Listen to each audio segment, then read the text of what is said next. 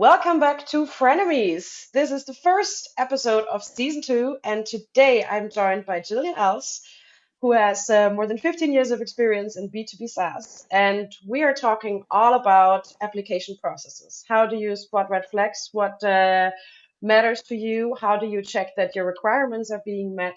And all of that. Welcome, Jillian. Yeah, thanks so much for having me again, Julia. It's great to be back. I'd love to have you back. Um, Jillian, this topic's put up because you're currently looking for new opportunities. So I'm sure you have a lot of great insights to provide on, yeah, what are your like requirements? What are the first things you check hmm when you apply to a job or you get approached of is this a fit? And yeah, what is most important to you? Yeah, that's a lot of questions in one, but Yes. it's true. I am looking for new opportunities. I've been out of work since like the beginning of the summer because the company I was working in went bankrupt. So it's been an interesting journey, so to speak. But luckily, I've had people reach out. To your point, like what do you look for when a recruiter reaches out? And those I'm very critical of because you know they have their own KPIs that they're trying to meet of how many people they're reaching out to. Like it needs to be a serious reach out, and you can usually tell by how close the fit of the job is to what you're doing and whether or not they've actually put some thought into it. Of course, I'm saying yes to more than I probably would have in the past, but I think you that's maybe the first kind of thing to look out for when you're being approached. In terms of applying, yes, there's job descriptions out there. I find, okay, I'm a leader in marketing, right? So there's more headhunting going on for the roles I'm looking for than there is actual job descriptions on the website. Doesn't mean that they don't exist. I've certainly applied for some. I try to apply to the ones where I see there's a fit. I'm not going to apply to things that a company I don't want to work for or something just to apply. I mean, in Denmark where we are, like there are some requirements when you're in this phase because the company went bankrupt. There's some funds that are guaranteeing some of your salary, and as part of that, you have to show that you're actively applying to jobs. But at the same time, I really try to be thoughtful about it and curate kind of the opportunities. And it's also the summer, so there's less of them to curate. It's also a Yes. really weird market, so there's less to choose from. So I've been taking kind of a multi-prong approach. Of course, I've activated my network. So reach out to all the people that you know and love and you've worked with in the past. Doesn't matter if they're in product or whatever, like in department. You never know. And take the coffee meetings and run around like almost like you have a full-time job applying for jobs. And so activate your network is number one. I think, especially if you've had a lot of experience, it's probably a great place to start. Start saying yes to some of these recruiters reaching out, even if it might not have been something you say yes to in the past. Just kind of get your feet wet and start thinking about it. Have people look at your resumes, your CV, see if you can get some feedback on that. And yeah, I think just be open to what there might come and take the conversations. And yeah, keep track of it. I think that's where I'm struggling.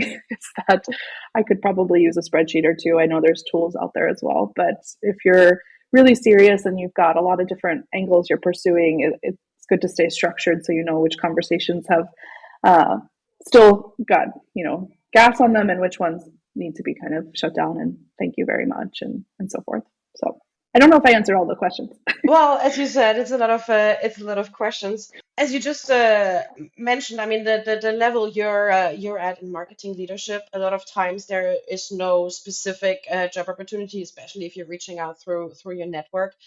So how do you tackle that in the conversations? How do you make sure that what you're looking for and your requirements are being met in alignment with what the company is Yeah, looking for? absolutely. I mean, that's definitely one of the disadvantages going through your network. If it's just literally like, oh, let's meet. Oh, this could be interesting. Can I make a job? There's less of those out there, by the way, right now. The market is a little bit different. Typically, you're going to have more success where there is actually a thought in an open role, or at least the thought that, oh, we wanted to make this higher in the next few months. What you need to look out for is really that point that there is no job description. And if you're the first one in the door, sometimes you end up kind of consulting them and helping them define the role, which could be great, but like any kind of hiring decision, they owe it to themselves as well to meet with other people. And if you're the one that defined the role and then they come in with different aspects, it can just kind of, in my experience, dwindle out and not necessarily end in a role for you. So I think the most important part is just the expectations that, like, hey, listen, like, I'm really excited about your company, or I would love to do this role. This is how I see it, but I really want to understand from you. Can we get some pen to paper on a job description and a process and where the timing is? Because I want to make sure that we're both investing our energy correctly. And I think anyone would respect that. Yes, and I think for me, because also talking about like, how to spot red flags. I mean, these are already kind of two. Firstly, of course, that there is a specific understanding and expectation of what the role should look like, how you will be measured Mm. in that role. Also, just talking about, of course, the future, like are there plans to build a team, increase a team, and then in addition, also just the transparency of what does the process look like. Yeah, So if the company doesn't have a specific process of these are our stages of the application process, then that's already a point where I'm like, I don't want this to be a customized thing. Everybody should go through the same process because I want to know you're going to measure me the same as other candidates, and I actually want you to have other candidates because I actually want to know that you are making sure you're finding the perfect person for that role. If that ends up being me, fantastic. But if not, then you make the best decision for your company. absolutely. I think I've said it, in these conversations where I've been lucky enough to been, introduced and kind of start the process or whatever. It's like, you need to go meet with other people. I am, of course, pursuing other opportunities as well because it takes time, especially in these leadership roles at this level, to really dig in and, like you say, like uncover what are the KPIs, how am I going to be measured. I've also run into instances where I get a job description that clearly was just sent through, like, write me a job description of a VP or CMO of marketing, um, chat GPT. You get, a job description that is literally asking for a unicorn. um, or it's just the kitchen sink. And as a marketing leader, you come into most roles anyway and say, we need to focus, right? We all want to do it all, but we are only so many people with so many resources. And to your point, ask what those resources are and what the plan is. Do they believe in marketing? Do they want to invest in this area? Whatever potential department you might be looking into, those are important questions to see, like, where do you see this team in a year, and how do your investors look at this, or the roadmap, or the marketing, or whatever it might be, just to get a real feeling for how vested they actually are, and how much room you have to grow professionally as well. Yeah, and I think especially talking, B2B marketing, SaaS marketing, there is still a lot of discussion out there between like, demand capture, demand generation, or like demand creation, and things like that. So I think it's also a lot of checking out that leadership or the rest of the leadership team understands this and it aligns with how you see this, and how you would approach this. Exactly. I just did a case presentation for a company where they asked, in case interviews, by the way, we could probably have a whole conversation about those, but they are what they are. And I'm okay with them when they're at the end of a process, not in the beginning. I tend to use more time on them than I think is probably fair to ask of someone, but it's because I'm vested also at this stage that I want the job, because I wouldn't get this far myself if I didn't want it.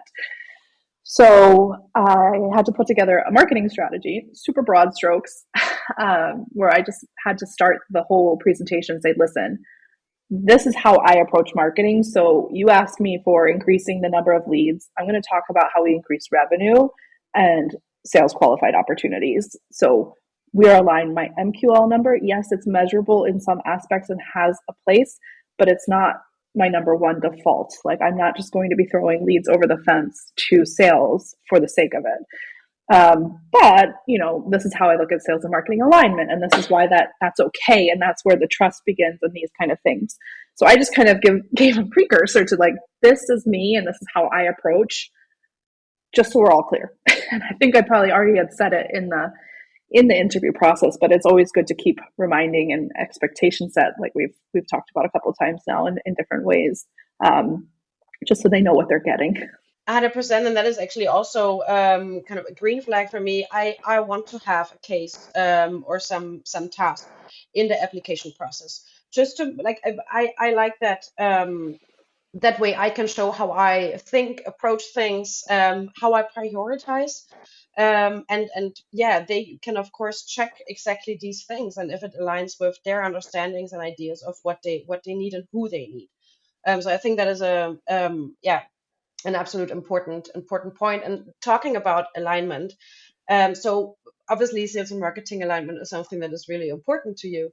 So how do you check that that exists, or that there is the opportunity to create that alignment? Yeah. And I assume that also connects to who do you want to meet, like what stakeholders do you want to meet in the application process? Absolutely.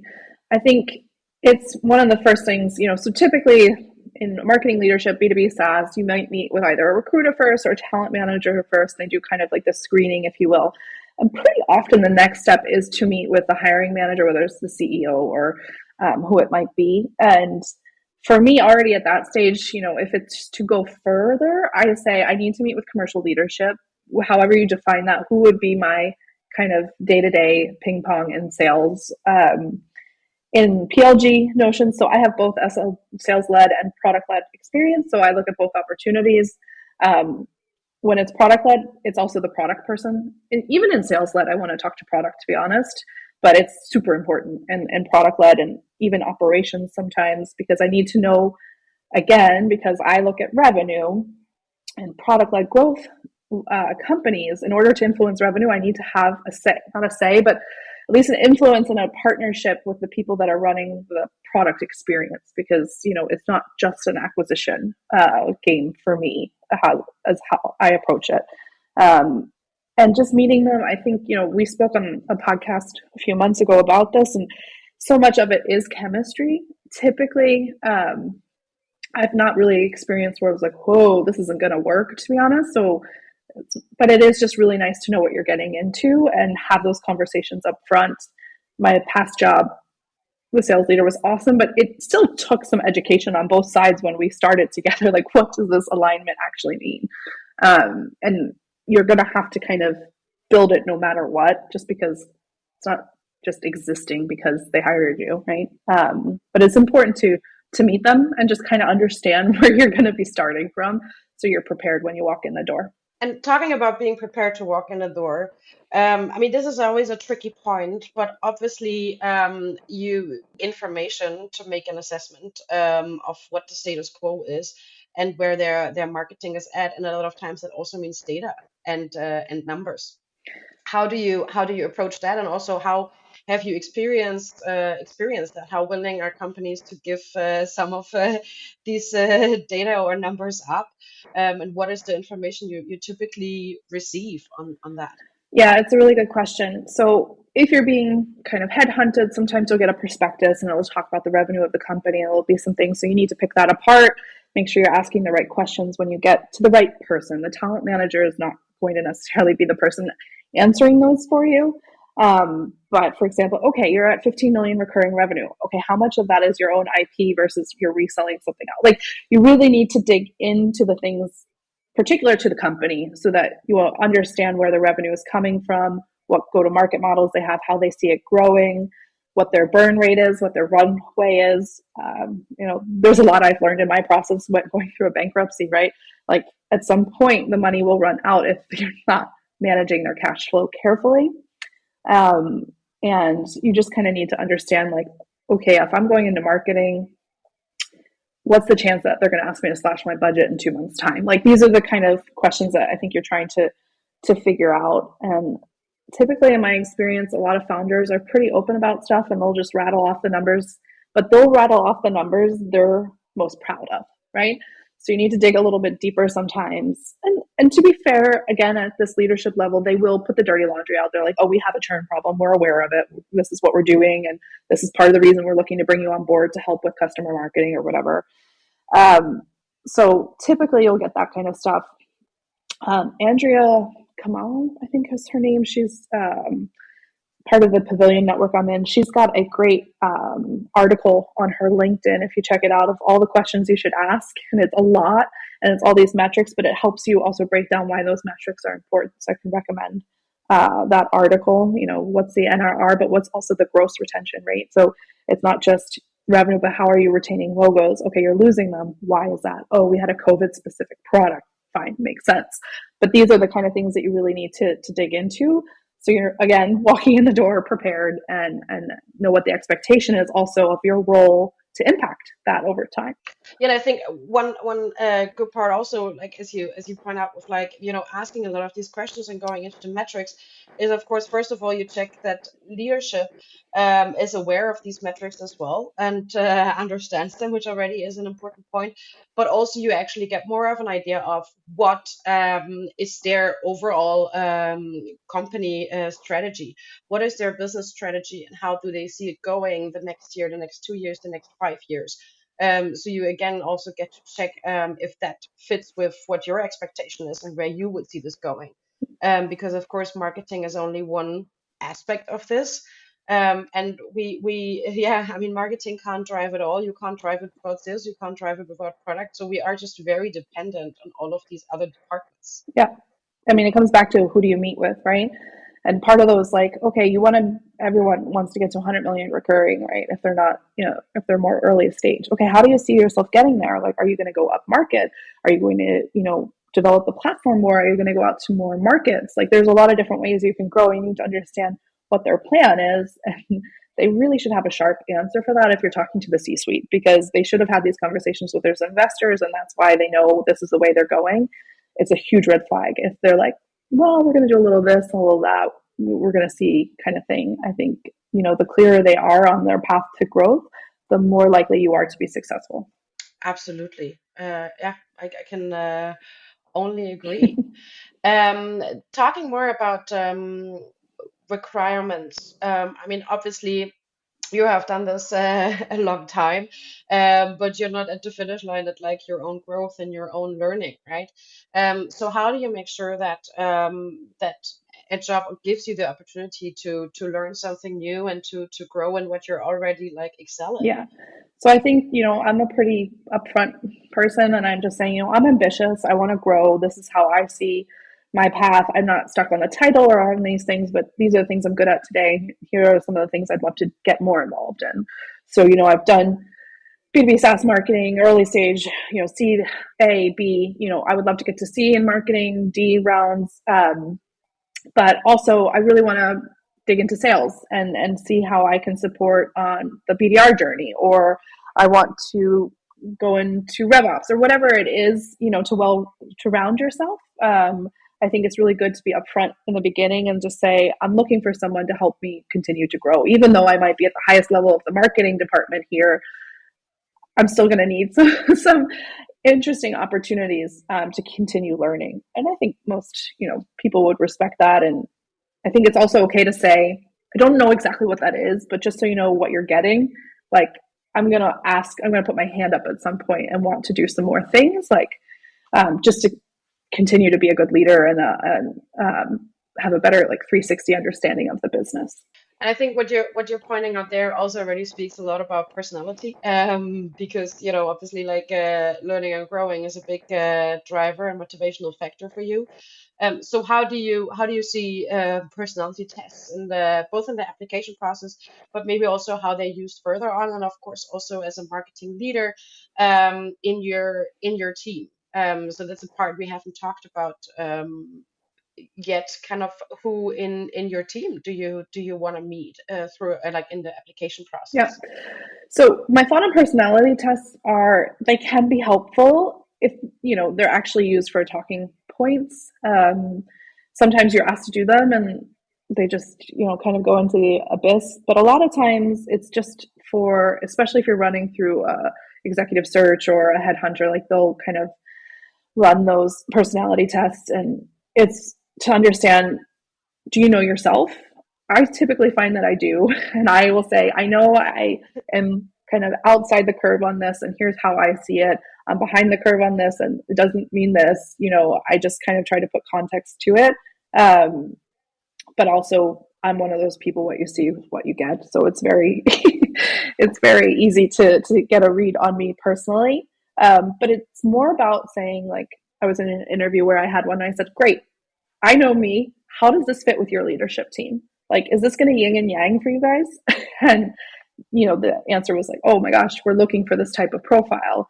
Because at another interview, I just was like, I have this personality, but so does everyone else in the leadership team. Like, how do you as a leader deal with that? Because that's a lot of personality. So I think it's just as about understanding how that fits into the mix in terms of the team. Um, it's different from size to size, but typically I see it as a positive, as a chance to kind of get to know people that you would be working with. Um, I think the important part is just kind of expectation setting up front for both sides. Like, what is the purpose of this interview and what is the agenda? So I've walked into it where it's like, we just want you to meet them, and there was no agenda. So I luckily have pretty good experience in leading conversations with marketing teams. So I ran it. It wasn't a big problem, but then I don't know that they got out of it what they needed because there was no agenda from their side. And then similarly, I've been in instances where it's been awesome because they just totally asked me a million questions, like, and I think that was a really positive experience because I was able to see what's important to them, what challenges they have, and kind of depict it from there. So I think it's a positive point. It just needs to kind of, to your point back about like, what's the process? Like, if it just suddenly gets introduced, ask a little bit as to why, um, but definitely embrace it. Yeah, and I think already there you're also giving another great point of if things change throughout the application process, no matter what that might be. It might be, yeah, that extra steps are getting introduced. Sometimes if it approaches end of month and they of course also want to make that higher steps all of a sudden get taken out of the process to fasten it. But it can also be other things. It's important to, yeah, ask the questions and don't shy away, and to make clear you want to understand why these changes are happening. Is that something, related to other factors? Is it something related to you as an applicant? Because yeah, of course, then there's all of a sudden a lack of transparency, and I think also it raises a tiny bit the flag of, okay, if this is how they approach the application process, it could be a general way of how they work. Mm-hmm. Um, and while it can be fun and exciting to work in an ever-changing company, it's of course also a red flag, because that could mean, yeah, I mean, budgets could be changing constantly, the agenda could be changing constantly, right? So it allows for this doubt of, okay, how stable is are the operations basically? Absolutely. I think it's also about what stage the company is at. You can expect it earlier stage. And one of my processes, like, I just need to understand if every decision in the company is made this way by committee, or how is this, but I also understand that, like, we need to get this hire right. It's such an important hire. Fair enough. Like, do all your due diligence you need. If you've thought of things along the way, back to that point of just thinking, like, I just want to understand why. What was it that raised this question? What can I help better clarify? What's the agenda? So I can kind of make sure that I'm presenting myself best as possible. There was a case where I was like, oh, we would just really want you to meet with these two people. It'd be really great. Okay. And it's nothing. I said, should I prepare anything? No, it's just an opportunity for them to get to know who you are. It has no bearing on the decision process. Okay. Went in just kind of not as prepared as I probably should have. That was maybe on me. But it was like one of the harder interviews in the process. Like, it was really hard hitting questions from two different departments. So it was really like hard to pivot, like product questions, marketing questions. And that, I think, actually ended up being the point in which I missed that opportunity because I wasn't prepared for it. And they did have a say in the hiring process. And it was an interview, it was not a meet and greet. And that's really where you need to kind of, even if they say it, always prepare. Yeah, I think just in general, yes, always prepare is a great thing, or like is super important, both on what are the questions that you have at this stage, Mm-hmm. that you need answers to. And I think especially, I think that is something you don't have when you are earlier in your career, and you also don't kind of allow yourself to have that. But more people should. It is completely fine for this to be your second role, and you still have questions and you still have requirements, but even more so, of course, at marketing leadership level. But then at the same time, also be prepared, and that can be really difficult if you're not given all the information on what you can expect. But that's yeah, that's the only way to kind of stay afloat, because it is really difficult to meet a lot of people and get a lot of questions while trying to figure out kind of how this fits in what you want to expect. Yeah, I mean, wild rides all around. It's an employer's market, and that's the way it is. And like I said, I have full respect for companies doing their due diligence on finding the right candidate for them, and ultimately that benefits you as a person as well, because if it somehow doesn't work out, it's probably for a reason, right? So I think that that's only fair, and you just need to kind of armor yourself and prepare yourself, and not lose momentum. I think, burnout is a thing as well, because you're talking to a lot of people and you're fielding things, especially, when you're not in a position. If you're, like me, I don't have anything else going on, so I'm probably saying yes to too many things, just to kind of see what's out there. But um, it does come at the cost of like making sure you're prepared for literally everything, and that's just one of the things that I'm learning to navigate and have many lessons under my belt so far. So you are keeping learning, and that's a massive upside. Exactly.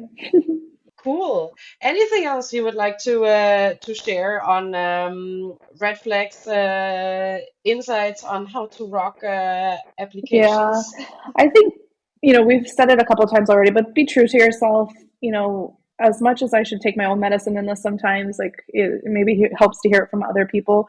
Like if you lost your job in a layoff, or, your company went bankrupt, it's not you. Nothing's wrong with you. So sorry, but you're not that important. The company didn't go under because of you. And I'm saying this to myself. So, you know, don't settle. Just like employers aren't going to settle, you should not either. I would say on the red flags thing, there's some, ones we've talked about that are pretty typical, but there's going to be little ones specific to a company. Write them down and make sure you get them clarified, and make sure maybe you ask them to several people in the organization. So it's not just the person who said it. It's like, okay, dig into it with them, but also circle back to, you know, one of the other people you've spoken with, or the next person, say, like, this has come up. How do you see it? Just so you're really aware. And at the end of the interview process, if you're getting that far, like, just make sure they're all figured out. Like, it doesn't mean that there's a perfect answer to each of them, or that um, any company is perfect. They all have error, or, flaws, so to speak. It's just, are you able to live with them? And I think part of that is also knowing your must haves and your nice to haves. So, being really good about that. Like, must have, I really want to be remote, or I really want to be in office. These kind of things are really important because it's your everyday. And then what the nice to haves are, and the things where you're willing to bend and compromise on. I think you make another really important point also with checking these things, and how you approach these things. I mean, it seems to be you're a very critical thinker as well. So that, of course, also means, like, it's completely fine for a company to see that and for you to ask a lot of questions, because you're doing your due diligence as well, Mm-hmm. that you will actually, be there and thrive and be at your best every day. So you not asking these questions has the downside of they don't, kind of know what they're getting, and you're setting yourself up for potential failure of you might not thrive fully because you feel like you're gonna have to, like, hold back. But that can also be especially difficult when you are and the level you're at, meeting leadership, meeting the CEO, who obviously, like, has the highest stake, so to say, in the company.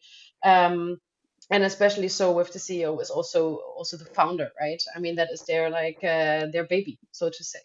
Yeah, I've definitely paraphrased things with, like, excuse me for a minute, but I'm going to call your baby ugly. Okay. Just here's where I see something. I think you just need to be transparent. And back to your point, like, if they don't receive that well, it's not a good match. And, especially when you're working with founder led companies, you need to know that your voice is heard and that it's welcome, and that asking questions should be a good thing. If they don't like you asking questions, it's probably, unless you're the kind of person that just wants, a order list and to go do, or just really operate in a silo. I don't think I'm speaking of too many people when I say that, though.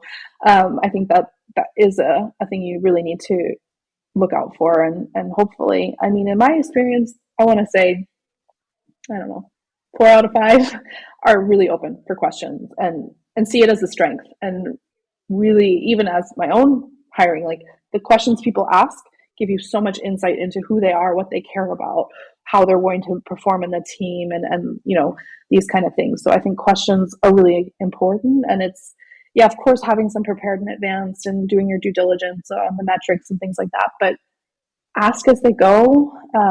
It's things will pop up. You need to kind of uncover them as they're said, or write them down and get them back at the end, because these are the details, right? That I think are the most important things to figure out.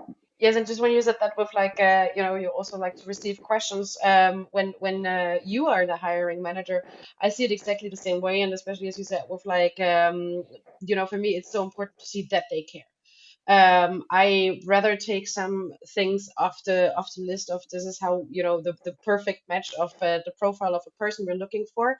If they come with passion and willingness to learn, that outweighs for me skills that you can pick up and learn. That they actually have the drive and the passion. So of course, it's also something I want to have, and you clearly show that you have for your job. Yeah, exactly. Well, thanks so much for giving us all your insights and best of luck. Thank you. I'm sure soon there will be an exciting LinkedIn update. And yeah, I hope to have you on sometime. Then you can tell us all about your new experiences and how you're driving growth at an amazing company. Well, thank you, Julia. I certainly hope so as well. I think the future is looking bright. I'll say it that way. It definitely is. Thank you and bye. Thanks, Julia. Bye.